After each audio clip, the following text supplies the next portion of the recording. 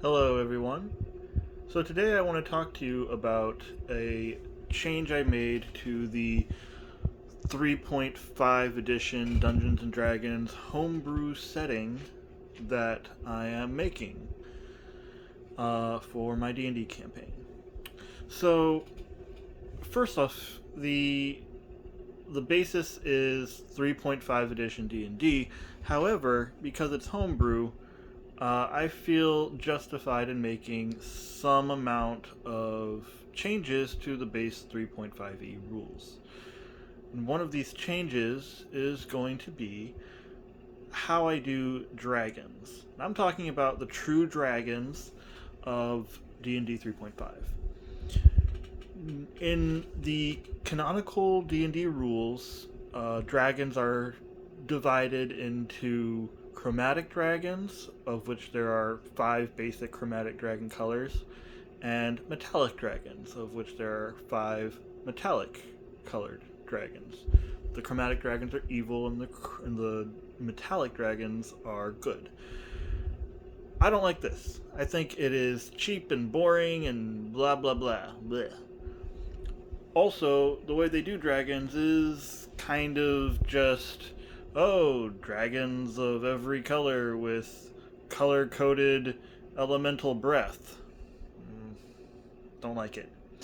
So, in my attempt to make dragons both A, much simpler than they are in the 3.5e rules, and B, closer to the amount of variety and mythological accuracy of the real world myths about dragons, I have changed how dragons work in my setting. Now, so far that's 2 minutes of me rambling on before I get to the meat and bones of this video. So without further ado, let us dive into it. Now, I have broken dragons down into just 5 types. There are worms, W-Y-R-M-S. So W-Y-R-M, worm. Worms are basically Nordic lindworms. They have no legs, no wings, no fire breath. They are giant serpents. They are the worms from Magic the Gathering. They are Jormungandr from Nordic mythology. They are, these gigantic serpents that sit on hordes of gold and treasure. They have toxic breath. They can breathe a gas cloud of toxic gas that poisons you. They have a venomous bite that can deliver the same poison effect. And they have highly corrosive saliva that deals acid damage. Next on the list, we have hydras. Hydras are basically exactly what you get on the package. They are hydras like the Lernian Hydra from Greek mythology. They always have at least 2 heads. They have 2 front legs, but no hind legs. They have venomous bites like the lindworm and toxic breath like the lindworm.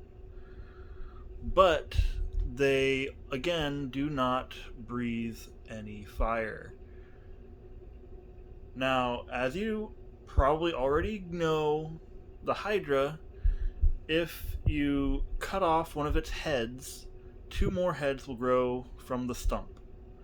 And the only way that you can prevent this is if you deal any amount of fire or acid damage to the stump of the severed head before the Hydra's next turn when it regrows 2 heads. Next, we have the Wyvern. Wyverns are like the Dragon of Heraldry. They have hind legs, but not front legs, and they have wings. Again, they don't breathe fire, but they do have a venomous bite. Not a toxic breath, but a venomous bite, yes.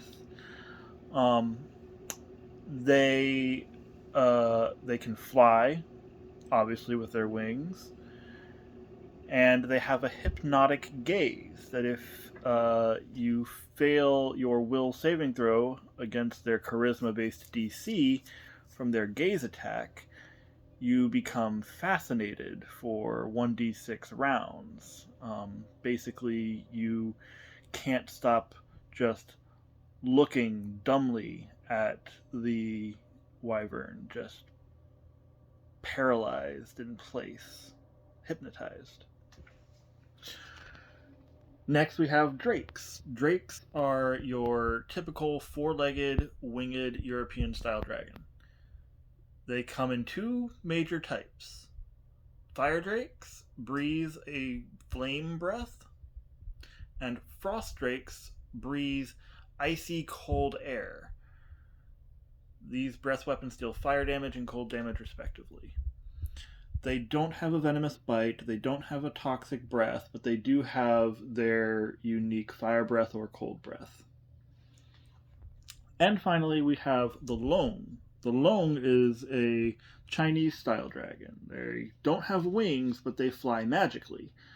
In fact, they have 90-foot fly speed at every age category, and it always has perfect maneuverability. Their breath weapon is a line of lightning. It just deals electricity damage. They are the dragons with the highest dexterity score, the highest strength score. They are very tough, very strong, very nimble, very powerful. And all dragons have the ability to cast spells.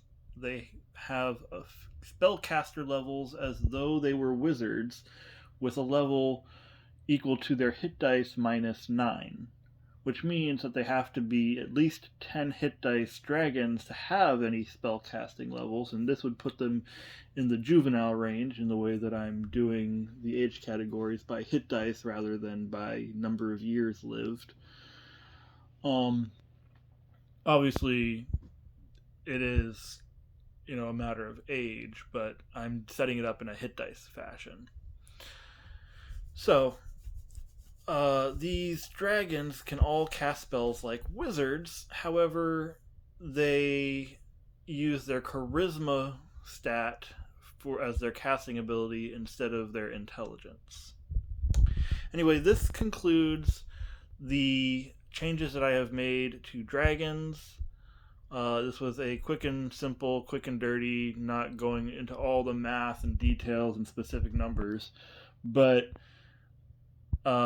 these are the changes I made to dragons. It made them much, much simpler while also making them, in some ways, more of a variety while still retaining a unique theme that makes them all fit together nicely in the campaign. And finally, made them more in line with the real world mythologies about dragons. So I'm pretty happy with it, but I would like feedback. And if anyone is interested, I can share a link to view the Google Doc that I have recorded the information on, which has more of the crunchy numbers in it as well as fluff. All right, thank you, and goodbye.